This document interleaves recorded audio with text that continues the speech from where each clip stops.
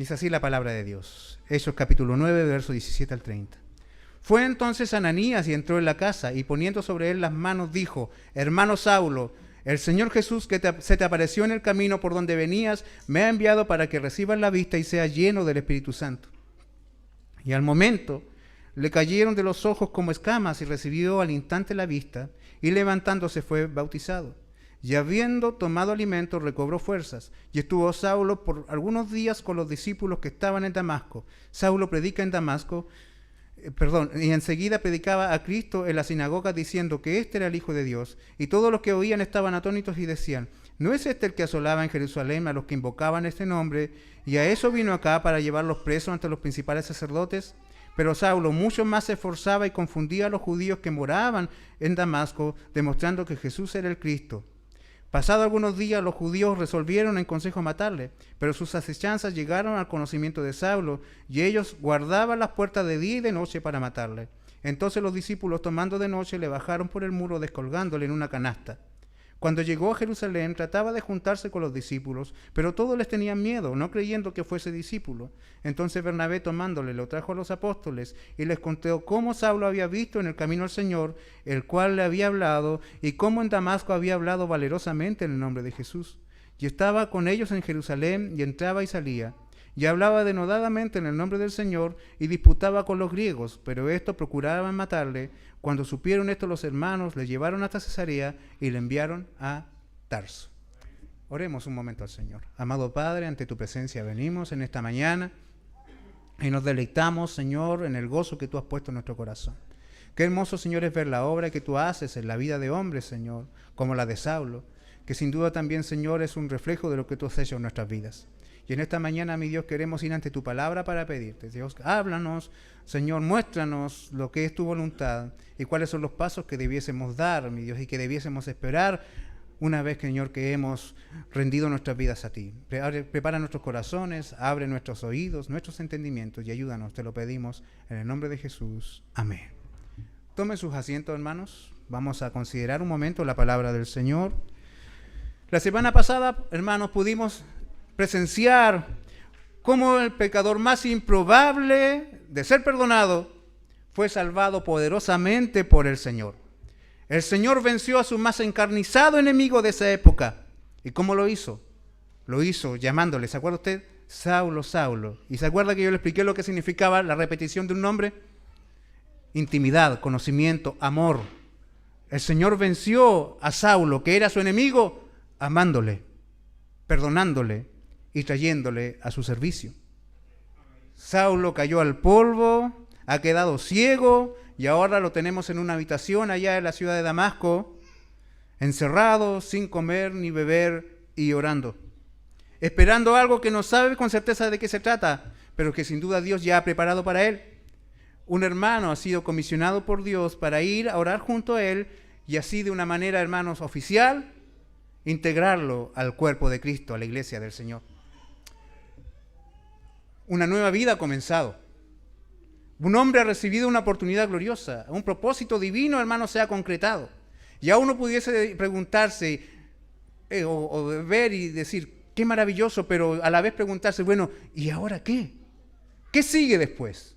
¿Cuáles son los pasos que debiésemos vivir en una nueva vida, en una nueva etapa? ¿Cuáles debiesen ser las expectativas de todo aquel que ha abrazado al Señor como Salvador? Hermanos, ¿cómo son los primeros pasos de esta nueva jornada? Tú que eres de Dios, tú que has sido perdonado, tú que has sido traído a la casa del Señor, yo que he sido también, hermanos, amado por Dios aunque yo no le amaba. ¿Cuáles debiesen ser mis respuestas a este Señor? Hermanos, sin duda un testimonio de la soberanía de Dios es lo que pasó con Saulo. Un testimonio de la soberanía de Dios es lo que ha sucedido contigo. ¿Qué probabilidades existían? ¿Qué posibilidades habían de que el Señor te amara?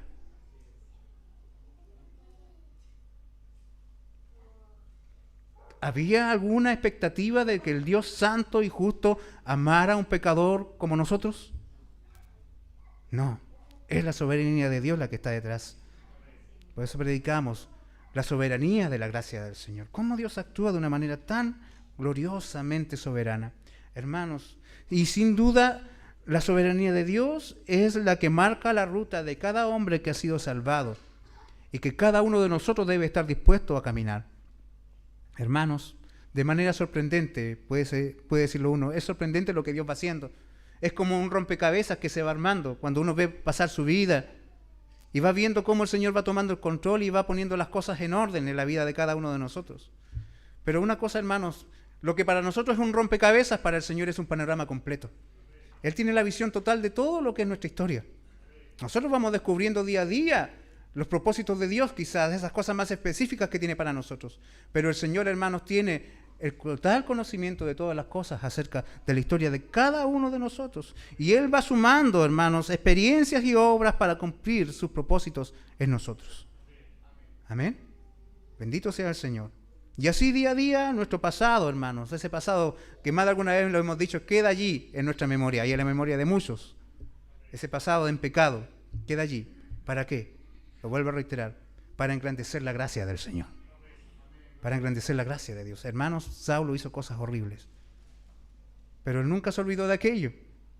Y vamos a ver que la gente tampoco. Pero ¿para qué sirvió aquello? Para que el nombre de Cristo en su gracia fuera más exaltado. ¿Quién fuiste y quién eres? Lo que hiciste y que el Señor sabe en todos sus detalles y aún así te reciba. ¿Para quién es la gloria? Para nuestro Dios maravilloso. Por eso tu pasado, hermano, engrandece la gracia de Dios y nuestro futuro engrandece su redención. Porque vamos con la certeza de que no habrá un solo día, hermanos, en esta carrera, en esta nueva vida, en que estemos solos en el camino. Siempre nuestro Redentor estará con nosotros. Bendito sea nuestro Señor. ¿Te gozas en esto? Hermanos, lo primero que encontramos del verso 17 al 19, cómo Saulo es recibido en la familia de la fe. Entonces nosotros pudiésemos, hermanos, inmediatamente inferir de que quizás el primer paso que sigue a una nueva vida al recibir una obra de gracia en nuestros corazones es, hermanos, de que no podemos vivir aparte de la iglesia. De que necesitamos la iglesia, de que el Señor desea de que todo hombre que Él perdona y salva sea incluido en su pueblo. Recordemos, hermanos, que el Señor, mientras Saulo está en un estado de agonía y oración, después de ese encuentro en el camino hacia Damasco, hermanos, el Señor ha hablado con un hermano de la iglesia de Damasco. Ese hermano se llama Ananías. Y seguramente, hermanos, Ananías, al ser un hombre, por lo visto, tiene que haber sido un pastor. Porque él ofició, hermano, da a entender el texto, no es en detalle, pero da a entender que pareciera que él, hermano, impartió el bautismo. O sea, da la sensación que queda de que Ananías tiene que haber sido por lo menos uno de los ancianos de la iglesia en Damasco, un hombre importante dentro de la congregación, un hombre, hermanos, que dirige la congregación. Y por lo tanto, hermanos, era uno de los que estaba en lista negra de Saulo. En esas cartas tiene que haber ido el nombre de Ananías, un objetivo para este perseguidor que iba hasta ese lugar. Y por lo tanto, hermano, uno puede entender el temor de Ananías en un principio. Pero Señor, ¿tú sabes quién es Saulo? ¿Sabes que consiguió cartas para venir a perseguirnos a esta ciudad? El Señor sabe todo, hermanos, el Señor lo conoce todo. Y por lo tanto, hermanos, este hombre, este Ananías, este que estaba en la lista negra de Saulo, un candidato seguro al patíbulo, hermanos, recibe del Señor una comisión. Él debe ir a un lugar específico. Y fíjese usted, hermanos, los detalles de cómo el Señor le dice a dónde está Saulo y cómo está y qué está haciendo. Esto es glorioso, hermanos, porque el Señor no pierde detalles de la vida de este hombre. Asimismo, el Señor, hermano, no ignora ninguno de los detalles de tu vida. Sabe cómo estás, sabe dónde estás, sabe lo que estás haciendo. Y es hermoso, hermanos, cómo el Señor no deja ningún espacio a la duda en el corazón de Ananías. Ni siquiera le dice, bueno, pregunta por ahí, vas a llegar. No, le da las indicaciones, le da, hermano, el mapa completo de la ubicación de Saulo, para que él llegue hasta donde él está. Hermanos, y a las razones, y a los razonables temores que tiene Ananías, hermano, interesantemente el Señor le da una respuesta que lo deja, hermano, sin más argumento a este hombre. Y él no le dice, bueno, tengo confianza en Saulo y creo de que posiblemente él nos pueda servir. ¿Le dice así el Señor?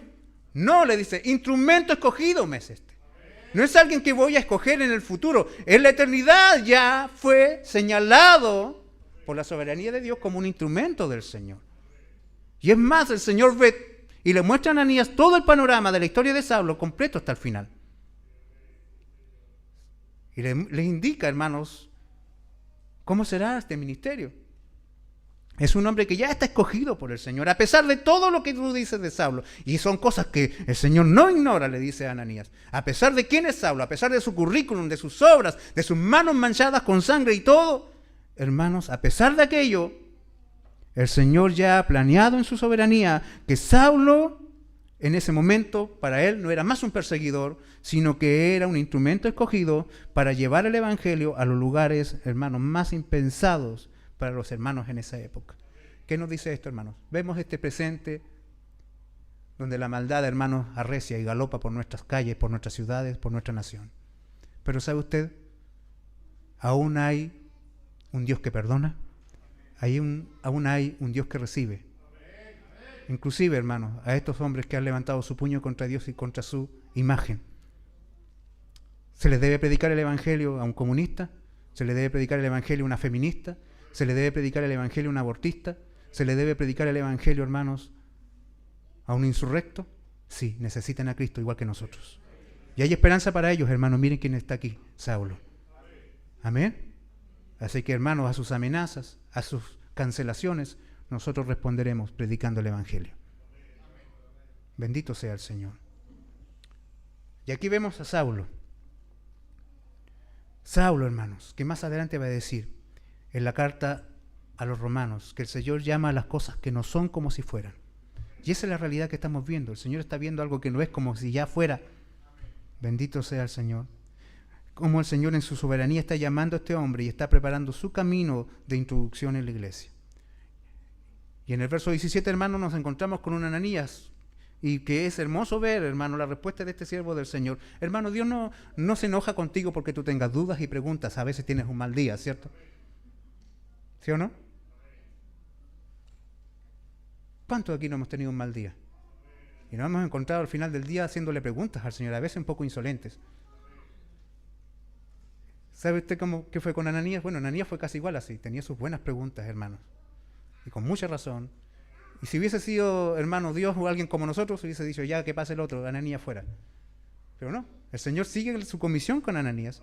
Y Ananías, hermano, una vez que entiende o es, hermanos, guiado de una manera poderosa por el Señor, ¿qué hace? Verso 17 dice, hermanos, de que en ese momento fue entonces, fíjese usted la respuesta, y como Lucas la plantea, como fue entonces, o sea, una respuesta como inmediata, una respuesta, hermanos, sin más duda, sin más dilación. Entonces, y Ananías, dejando de lado sus cuestionamientos, responde a la orden del Señor con un corazón humilde y obediente, y se dirige a la casa donde está Saulo. Y note usted que cuando se encuentra con Saulo, en el mismo verso 17, dice, y entró en la casa, y poniendo sobre él las manos, le dijo, hermano Saulo. Voy a llegar hasta allí, aquí, hermanos. Él llega a la casa donde está Saulo e impone las manos. Ahora, nosotros siempre hemos entendido que la imposición de manos es una señal de transmisión de algo o de transferencia de algo. Transferencia de autoridad, transferencia de poder, transferencia de sanidad. Pero note usted, hermano, hasta este momento, y lo vamos a seguir viendo, la imposición de manos. ¿Dónde más la vimos? Cuando fue, ¿cierto?, fueron los apóstoles a Samaria, en este mismo libro. Siempre la imposición de manos en el texto, hermanos, bíblico, no tiene que ver con que hay poder en mis manos y que se traspasan a la persona que está recibiendo la imposición, sino que tiene que ver con una identificación. Porque note usted cómo le dice aquí. No llega y le dice, Saulo recibe poder. No, le dice, hermano Saulo. Tú y yo somos hermanos. Adelfos en el griego. Nacidos de un mismo vientre. Eso es la expresión hermanos en la Biblia, hermanos. Glorioso sea la traducción. ¿Usted se da cuenta de lo que significa? Y lo que conlleva. Tenemos un mismo origen. Nacimos de un mismo vientre, nacidos de una misma cuna. ¿Qué más en común pudiésemos tener? Y Saulo, o Ananías está diciendo, Saulo, tú tienes algo en común conmigo que es grandioso. Nosotros los dos provenimos del mismo lugar. Y yo, pastor de la iglesia de Damasco, siervo del Señor, me identifico contigo, Saulo. Y tú te puedes identificar conmigo. Somos una familia. Bendito sea el Señor. Hermanos, Aquí está Ananías, la víctima potencial de Saulo, tratando a Saulo, el mayor perseguidor y enemigo de la iglesia, como un hermano. Y note usted la hermosura de esto. Las hermosuras de la obra del Señor, las hermosuras de las obras y de los alcances del Evangelio. Ananías está llamando hermano a aquel que tenía hasta 3 días atrás, tenía en su mente matarle, arruinarle. Hermano, aquel que tenía como misión de vida destruir la iglesia. Ahora él va y le dice que es su hermano. Hermanos, esto es el milagro del Evangelio, que incluye, si bien es cierto, que por servir al Señor muchos dejen de amarnos y nos desprecien, pero así también, hermanos, el Señor, a través de la obra del Evangelio, hará de que haya mucha gente con la cual compartir amor y vivir juntos, sufrir juntos, alegrarnos juntos, caminar juntos, hasta que el Señor venga por nosotros todos juntos. Bendito sea el Señor. Hermano, ¿has apreciado esta gloriosa bendición? A veces ni los familiares tuyos lloran contigo por tus dolores como lloran tus hermanos de la iglesia. A veces, hermano, ni tus hermanos ni tus primos son tan unidos a ti y se alegran con tus alegrías como se alegran los hermanos de tu iglesia. ¿Quién logra eso? El poder del Evangelio, el poder del Señor. Te ha dado una familia más grande de lo que esperabas. No hay nadie que pueda decir, estoy solo y desamparado. Y me gozaba, hermanos, en esta semana, porque al visitar a algunos hermanos ancianitos, todos decían, no me ha faltado visita. Hay hermanos que llegan a mi casa y que vienen y me dan palabras de ánimo. Y me siento tan parte de la iglesia como cuando mis piernas todavía funcionaban para estar aquí. Esas bendiciones y esa gloria del Evangelio, hermanos, están aquí presentes. Bendito sea el Señor. Por eso, hermanos, a continuación nosotros podemos ver cómo una vez que es aceptado Saulo, a pesar de su pasado, él viene a Cristo, recibe una familia, entra a la iglesia y a continuación le declara cuál es la misión que Ananías tenía al llegar allá. Dice, el Señor Jesús que se te apareció en el camino por donde venías, me ha enviado para que recibas la vista y seas lleno del Espíritu Santo. Hermanos, ¿qué viene a hacer Ananías? Viene a confirmar que lo que Saulo vio en el camino no fue una aparición, no fue una alucinación. No es algo que puede ser, pero a la vez no estoy seguro. Él le dice, no, el que tú viste en tu camino fue el Señor. O sea, hermano, fíjese usted en estas palabras. El Señor se te apareció, Saulo. Ese que mataron en la cruz, ahora está vivo. Ese que fue perseguido y menospreciado por el pueblo, ahora es Rey de Reyes y Señor de Señores y controla todas las cosas y también tiene bajo su control tu destino. Él es el que se te apareció y en el camino por donde venías, allá en esa vida desbocada hacia el pecado, en esa carrera descontrolada hacia la maldad, Cristo, el que está vivo, el que vive ahora y por siempre, el que es Rey y Señor sobre todo, Él vino y te entorpeció tu carrera y Él te detuvo allí. Si caíste al suelo, fue una obra de amor de Cristo que te arruinó en tu carrera para darte ahora un destino glorioso. Hermanos, maravilloso es esto. Si usted quiere orar por un hermano, hermanos, no pida de que en todo sea respaldado, porque sin duda hay cosas que estamos haciendo y vemos a muchos hermanos que no quieren servir al Señor. Hermano, si usted lo ama, pídele al Señor, aparécese en su camino. Estropéale sus planes que están lejos de ti. Que se sienta miserable sin ti. Coloca aguijón en su corazón. ¿Usted piensa que eso es malo? El Señor lo hace. ¿Cuántos aquí, hermanos, están aquí porque el Señor colocó una aflicción y un dolor? Y si no hubiese estado esa aflicción, hermanos, nosotros que estamos tan felices nadando en el río de la maldad y del pecado, ¿hubiésemos un día reaccionado? El Señor sabe cómo hacer las cosas. Y le dijo a este hombre, el Señor me envió para que recibas la vista y seas lleno del Espíritu. Primero, hermano, le confirma, él vio al Señor. Luego le asegura de que fue el Señor quien le botó al suelo y le estropeó sus planes. Y luego es importante notar, hermano, que él dice, yo vengo para que recobre la vista y sea lleno del Espíritu Santo. Y es importante notar esto, hermano. Pablo está escribiendo en líneas generales. Lucas está escribiendo en líneas generales.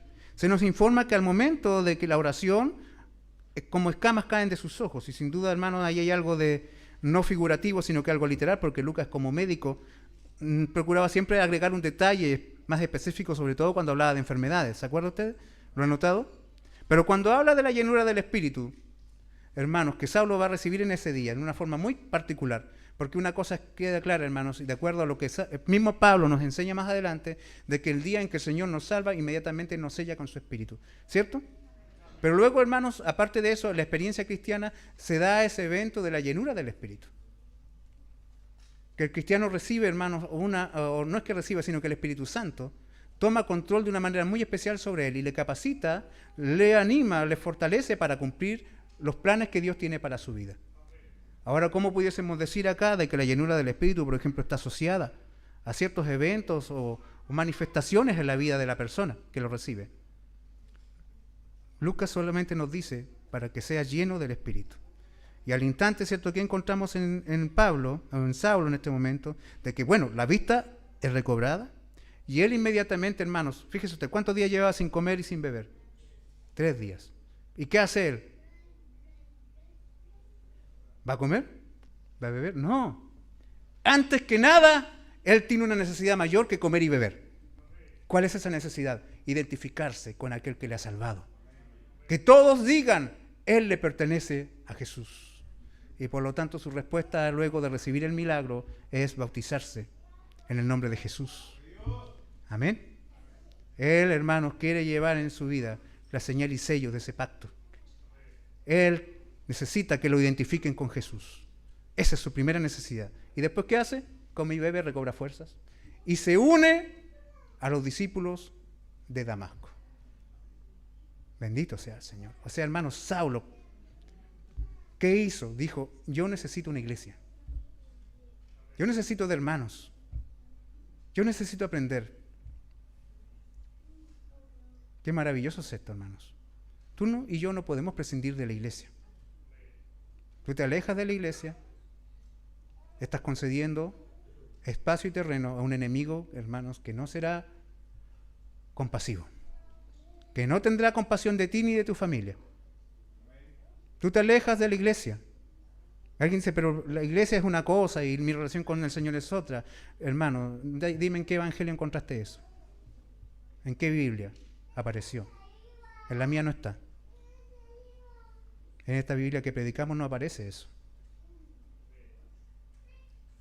El Señor soberano, el Rey de Reyes, ha dispuesto de que cada uno de aquellos que salvan sean incluidos en una iglesia. Y no en una iglesia virtual. Hermanos, no en una iglesia por YouTube, sino que en una iglesia real.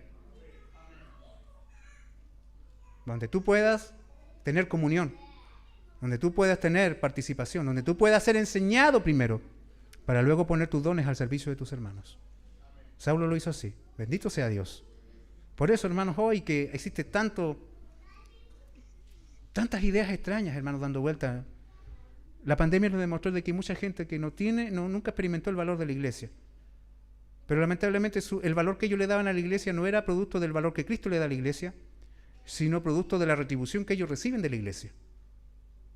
No sé si me entiende. La iglesia vale para mí de acuerdo a lo que la iglesia me da, no de acuerdo a lo que Cristo dice de la iglesia.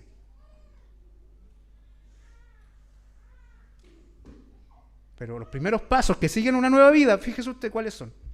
Terminan en una incorporación al pueblo del Señor. Todo lo que pasó entre Ananías y Saulo fue para que Saulo fuese incluido dentro de aquella nación santa, en la cual él experimentará las mayores alegrías, también las mayores decepciones, pero sin duda los mayores triunfos de toda su vida.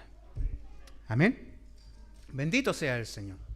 Luego nos encontramos del verso 20 al 25, hermanos, de que vemos esta llenura que es el verso 17 que recibió Saulo de una manera concreta. ¿Cómo se ve un hombre lleno del Espíritu? Yo creo que es una pregunta que vale la pena hacerlo, ya que estamos hablando de esto o se le mencionó. Porque para nosotros, hace un tiempo atrás, la llenura del Espíritu tenía que ver con manifestaciones, hablar de una forma extraña, tener comportamientos raros, sobre todo en medio de las canciones del culto. Pero ¿qué significa ser lleno del Espíritu?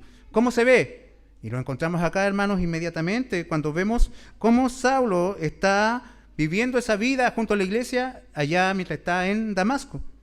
Dice que, y fíjese otra vez Lucas, usa una expresión que nos habla de respuesta inmediata. Enseguida predicaba a Cristo en las sinagogas, diciendo que este era el Hijo de Dios. hermanos, Saulo está lleno del Espíritu Santo. Saulo está completamente bajo el control del Espíritu de Dios. Y lo vemos, hermanos, en esto que dice el texto de que él predicaba a Cristo en la sinagoga diciendo que él era el Hijo de Dios. O sea, hermanos, Saulo pasó de ser un perseguidor a un testigo. Un testigo, hermanos, que está hablando de dos realidades gloriosas. Él está proclamando del Señor, que Él es Jesús, el Hijo de Dios, que Él es el Cristo.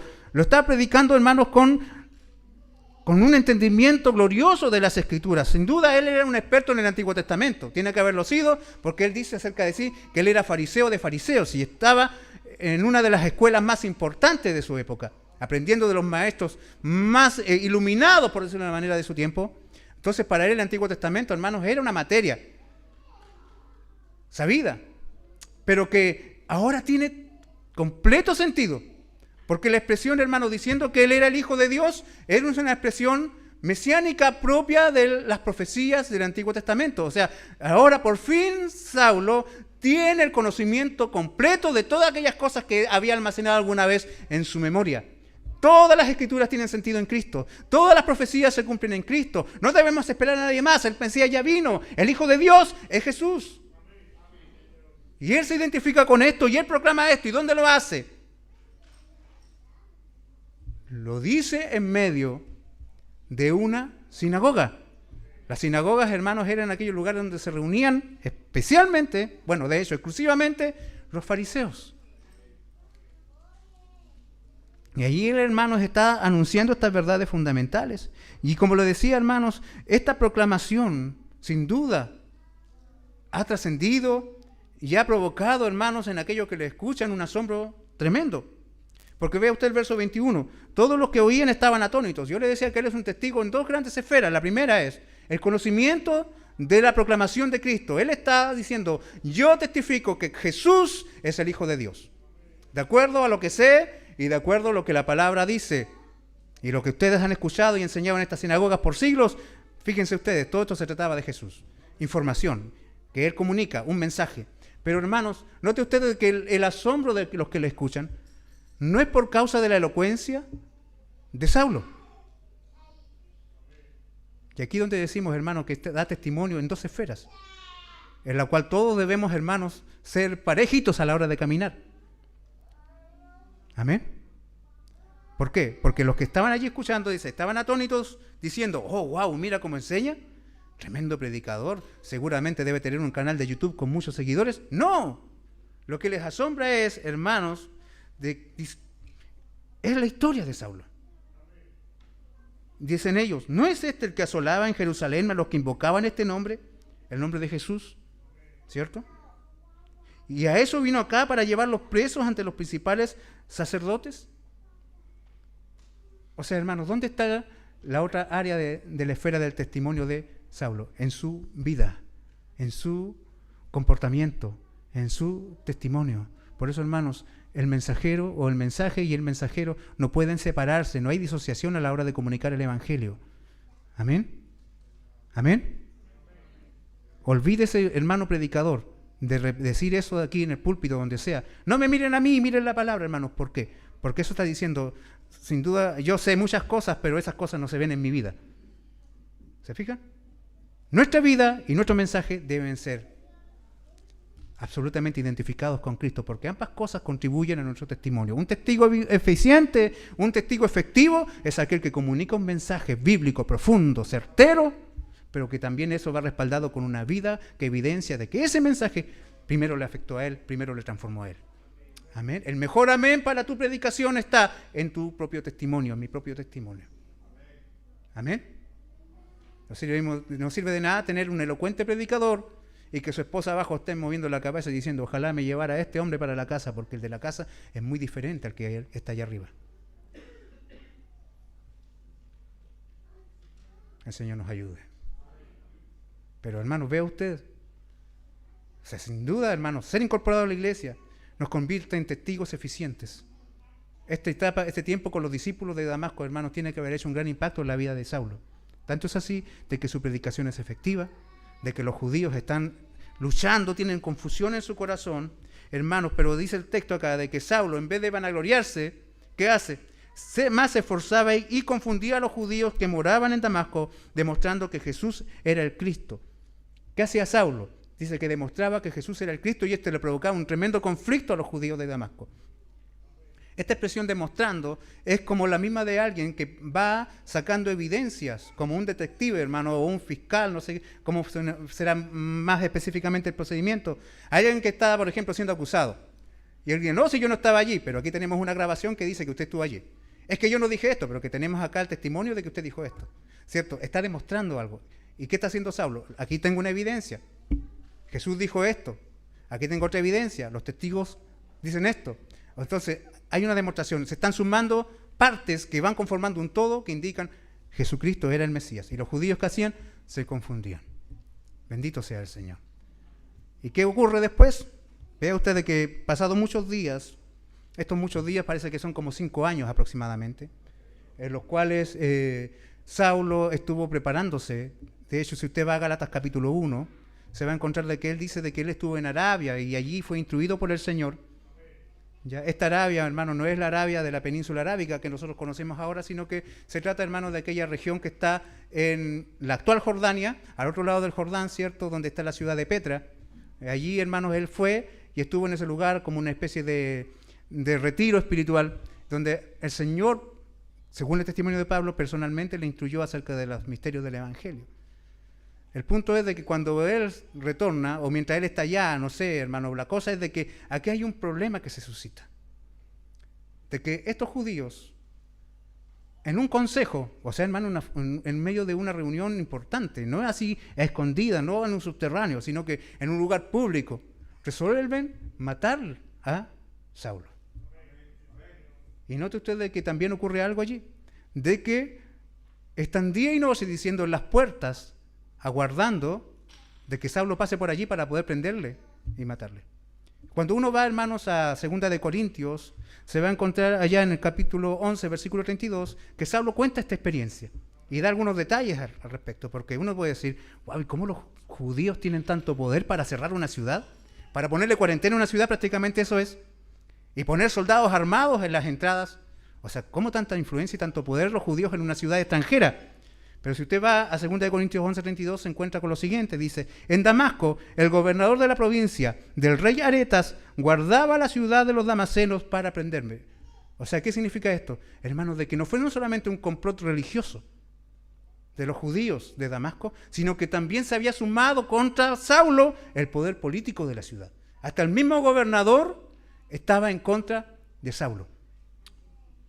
Y por eso, hermanos, de que tenían tanta autoridad para cerrar las puertas, para sellar la ciudad, y de una forma, hermanos, no así como clandestina, sino que con toda la autorización legal de los gobernadores de la ciudad, Pablo, ¿cierto?, tenía sobre sí ya un precio sobre su cabeza. Hermanos, él que antes había sido cazador, ahora es visto como la presa. ¿Y de dónde recibe las amenazas? De sus propios hermanos judíos.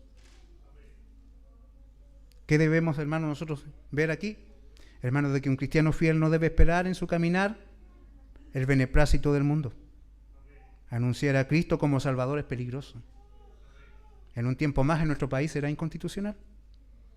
Pero el Señor dijo que es necesario que Él padezca, así le dijo a Ananías, es necesario que Él padezca, es necesario que Él vea lo que se tiene que sufrir por anunciar el Evangelio. Hermanos, y los padecimientos no llegaron a los 30 años de ministerio, llegaron inmediatamente. No se hacen esperar, pero junto con la prueba también hay una salida. Un día una hermana le decía a mi esposa, yo me acuerdo de sus historias, de cuánto ustedes tuvieron que sufrir cuando empezaron en su ministerio, cómo la gente les despreciaba y se reían de ustedes. Pero, sin duda, hermanos, eso pasado queda allí como evidencia de que el Señor tiene control de todas las cosas. Y que hubieron tiempos de prueba, pero también hubieron tiempos de salida, de bendición, donde hay una liberación dada por el Señor. Y fíjese usted, ¿quiénes son los que participan de la liberación de Saulo? Sus hermanos de la iglesia de Damasco. ¿Cuándo vas a decir, yo no necesito más a esta gente? Imposible, hermano. A donde vayas te va a perseguir la iglesia y la vas a necesitar. ¿Por qué? Porque es la provisión de Dios para tu vida. Yo no necesito de esta gente, yo solito me la puedo. Yo oro cuando quiero, yo canto donde puedo. Hermano, vea usted Saulo. Sus hermanos de su historia pasada son los que quieren matarle, y sus nuevos hermanos, esos que antes él odiaba, ¿qué hacen con él? Los meten en una canasta y a mitad de la noche, y hermano, y bajo el peligro, ¿qué esto significa? Ponerse en riesgo o ponerse al gobernador en contra de ellos, lo bajan por un muro. ¿Quién, hermano, lo ve? ¿Quién lo vio antes, cierto? El Saulo, orgulloso, sobre su caballo, con cartas para matar cristianos, ahora arrancando en medio de la noche, metido en una canasta, saliendo, descolgándose de un muro. Y él no se acuerda de eso, hermano, y lo cuenta como testimonio cuando le escribe a los Corintios. Bendito sea el Señor. Hermano, bendito sea Dios. Sin duda, los pasos que siguen una nueva vida están marcados, hermanos, por las consecuencias del testimonio. Que habrá oposición, pero en medio de esa oposición siempre habrá, hermanos, una evidente salida que Dios da. Esto no hubiese sido posible si no es por la gracia de Dios. Saulo muere en Damasco. Y se termina el ministerio de Saulo, y usted y yo todavía estaríamos adorando la Pachamama. Porque si usted está aquí hoy cantando acerca de Cristo, es justamente por este hombre. Estaríamos en la plaza sacándole el corazón a nuestros hijos, hermanos, mírese. Algunos que exaltan tanto al indigenismo, hermanos. Ay, cierto, llegaron los europeos y echaron todo a perder lo que teníamos. ¿Qué teníamos? ¿Qué teníamos?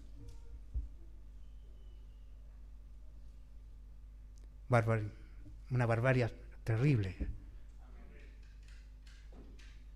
Estaríamos, como les digo, hermanos, todavía adorando árboles y destripando niños, dejándolos morir de frío. Pero, hermanos, el Señor tiene control de todas las cosas. Y aquí lo vemos. Saulo no murió ese día. ¿Y qué pasó con él? Bendito sea el Señor. Y seguimos, hermanos, recorriendo los primeros pasos de Saulo. Verso 26. Cuando llegó a Jerusalén, trataba de juntarse a los discípulos, pero todos les tenían miedo, no creyendo que fuese discípulo. Hermanos, el texto continúa relatándonos el peregrinaje de Saulo, y él tenía que dar un paso que era fundamental, y ese paso era, hermanos, volver a Jerusalén. Cuando él salió de Jerusalén, ¿cómo salió? Como el perseguidor de la iglesia.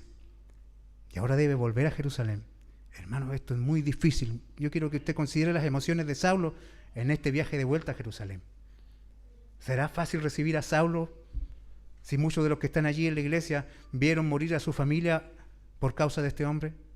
Él les metió en la cárcel, él los torturó, él dio el visto bueno para que muchos de ellos fuesen asesinados, según lo que mismo Pablo más adelante da testimonio.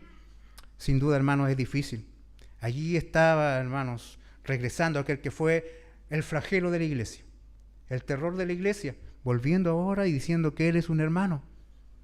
¿Qué podía esperar al regresar? Hermano, la desconfianza de los creyentes me resulta a mí completamente lógica y natural. Creo que es natural de cualquier persona que ha sufrido. Y aquí lo vemos, hermanos, volver. Aquí llegó, hermanos. Según Gálatas, él dice que él solamente estuvo 15 días en Jerusalén y alcanzó a hablar solamente con Pedro y con Jacobo de los discípulos. Pero aún así, hermanos, él tuvo una experiencia transformadora allí, de reconciliación, de glorioso respaldo de parte del Señor. Hermanos, él llega allá, pero básicamente lo que primero encuentra, hermanos, es un tremendo muro levantado entre los hermanos de Jerusalén y él. Hermanos, porque aún llevan en sus vidas las cicatrices de la furia de Saulo. Y aquí vuelvo a reiterar, hermanos, lo que dije en un principio. Nuestra historia permanece en la memoria de muchos para que la gracia de Dios se vea más brillante. Bendito sea el Señor. Ahora, ¿qué hará Dios para solucionar esto? El Señor provee de un varón con una visión mucho más amplia que los demás. Mientras todos ven en Saulo un sospechoso, el hermano Bernabé, fíjese, ¿se acuerda usted de Bernabé? Le vimos antes, ¿cierto?, en el capítulo 4, pero allí se le conoce como José. ¿Qué hizo allí? Él vendió sus posesiones y las puso a los pies de los discípulos. Los vemos allí a Bernabé. Sabemos de que su nombre verdadero es José y que Bernabé es un apodo. El apodo que le han dado los apóstoles y que significa hijo de consolación. Ahora, hermano, esto es lindo. ¿Por qué es lindo? Porque esta misma palabra es la que usa el Señor allá en el Evangelio de Juan cuando está en el aposento alto y le dice a sus discípulos de que me iré, pero volveré a vosotros, os enviaré un consolador, un paracletos, en cierta forma esa palabra, hermanos, que está en el griego allí, también se traduce como un Bernabé. O sea, esto nos habla, hermanos, del carácter que tiene que haber tenido este siervo del Señor. Él, hermano, lo vimos, ¿cierto?, en el capítulo 4. Vendió sus terrenos y lo puso, ¿cierto?, el valor de la venta a disposición de la iglesia. También le vemos, hermanos, como un hombre que es enviado luego, más adelante, a la iglesia de Antioquía para ver lo que está ocurriendo allí. Hermanos, lo vemos como uno de los primeros hombres que propicia el ministerio misionero. Es un hombre, hermanos, con una visión gloriosa. Es un hombre que sabe animar, que sabe motivar, que sabe levantar a los abatidos, que sabe decir la palabra precisa y pacificadora en el momento justo, hermanos, que sabe resolver una situación tensa y difícil. Oh, hermanos, qué bendición es tener Bernabé en la iglesia. ¿Cierto? A veces nosotros nos encontramos con gente que su aporte es, cuando hay conflicto, oye, eso dijo de ti, o eso dijo de usted. Hermano, yo no aguantaría eso. ¿Cierto? Hermano, yo que usted... ¿y a usted tampoco lo visitaron? Oye, a mí tampoco. ¿Qué vamos a hacer? Quememos la iglesia. ¿Cierto? Pero qué buenos son los Bernabés. Qué buenos son los Bernabés. Ellos son hombres que el Señor pone, son un don de Dios. No está arriba. No está, hermano, en el consistorio, por decirlo de una manera. No es parte de los 12. Pero dígame usted, ¿qué sería de esos 12 si no hubiese un hombre como Bernabé? Bendito sea el Señor. ¿Cuántos quieren ser como Bernabé? Bendito sea el Señor. Qué lindo, hermanos, saber de que vamos a contar con muchos hermanos así aquí. Ahora, ¿qué fue lo que hizo Bernabé? Fue mostrar el testimonio de conversión de Saulo y el testimonio de transformación que había tenido este hombre. Y lo presenta a la iglesia, hermanos, como un testigo legítimo. ¿Por qué? Porque el Señor Jesús se le apareció. No es otro, es Jesús. De acuerdo a lo que él dice, no puede haber sido otro, sino que nuestro Jesús fue el que se le apareció a Saulo. Es un testigo legítimo. Su vida y su mensaje coinciden y es evidente de que él ya no es el mismo. Hay transformación en su vida. Ni es imposible que alguien diga, se me apareció Jesús y siga viviendo igual como era antes. La transformación, hermanos, de su vida es algo que respalda el testimonio. Tú has tenido un encuentro con Jesús, si es así, tu vida no puede ser igual como antes. Para Saulo fue así. Y eso, hermano, le dio fundamentos a la argumentación de Bernabé. Su vida cambió, hermano. Ya no es el mismo que nosotros conocimos. Bendito sea el Señor. Ahora él tiene un nuevo ministerio. Él tiene una nueva meta. Él tiene una vida transformada. Y en tanto es así, hermanos, la intervención y la mediación de este siervo de Dios, de que él, por lo que vemos, es acogido en la iglesia. Tanto es así que dice que Saulo entonces entraba y salía de la iglesia. Era recibido como uno más después.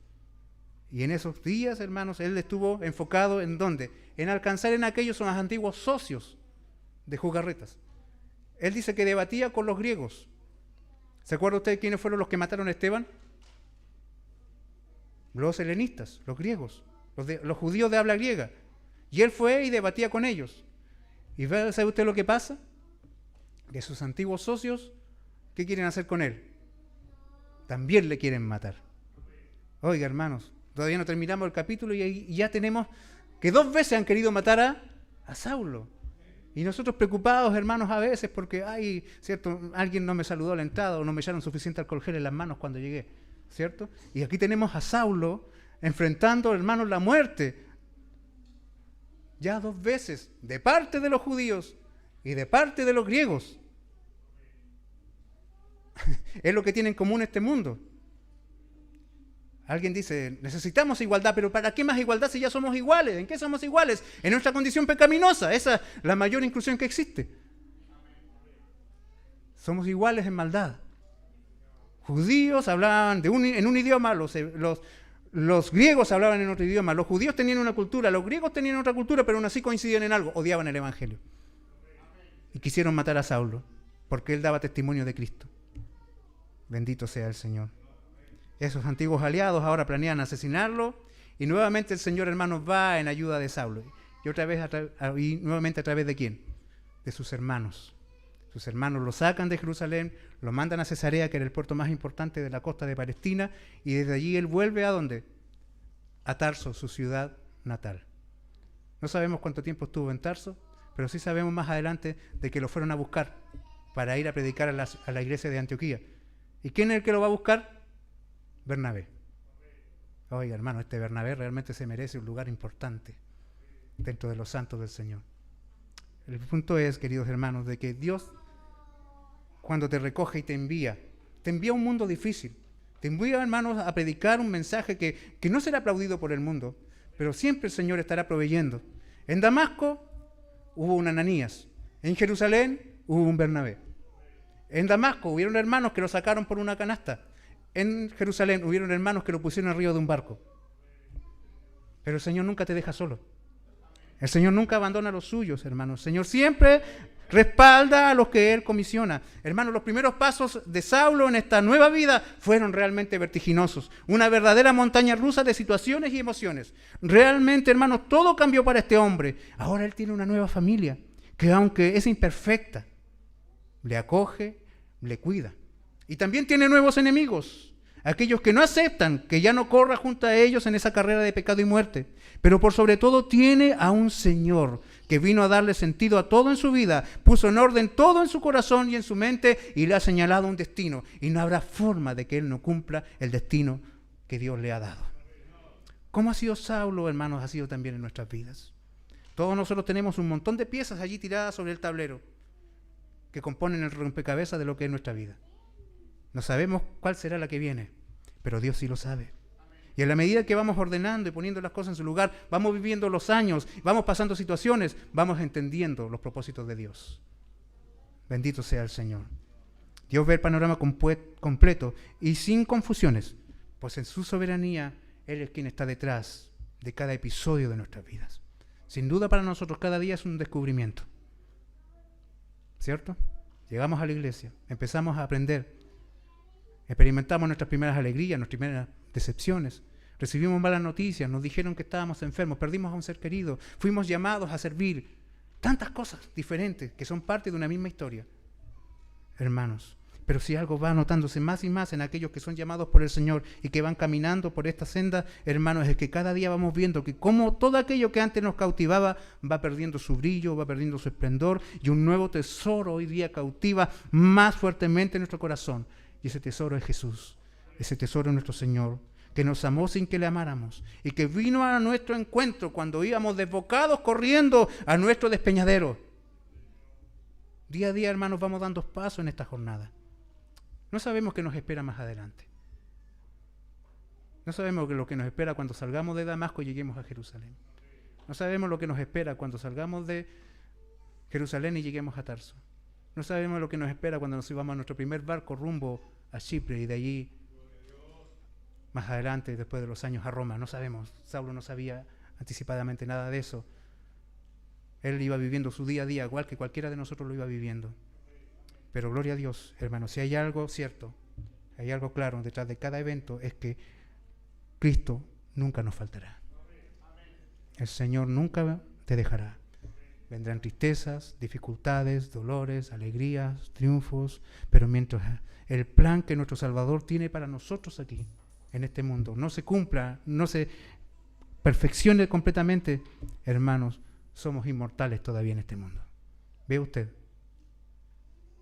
Los judíos y los griegos queriendo matar a Saulo, en Damasco y en Jerusalén. Pero el Señor dijo, no, todavía no. Mi plan dice de que tú vas a morir, no por manos de judíos, no por manos de griegos, sino que por manos de romanos. Vas a morir por manos de romanos. Y por lo tanto, mientras no llegue ese día, nadie te puede matar. Eres inmortal hasta que tu propósito se cumpla. Bendito sea el Señor. Y Él va dando los pasos en esta nueva vida como un testigo apasionado. Hermano, apasionate por Cristo. Que se encienda tu corazón por el Señor. Y asume que hay que pagar un precio por identificarte con Cristo. No te enredes en los negocios de este mundo, porque nada tiene valor para vivir como aquel valor que tiene aquel que nos amó primero. Da los pasos que tengas que dar en esta carrera y experimenta la gloria de Cristo día a día, día a día, porque cada día tiene su propia lucha y cada día, hermanos, tendrá su propia tristeza, también su propia victoria, pero cada día Cristo está contigo. Camina, avanza, No te detengas. No te detengas. Sigue avanzando. Bendito sea el Señor.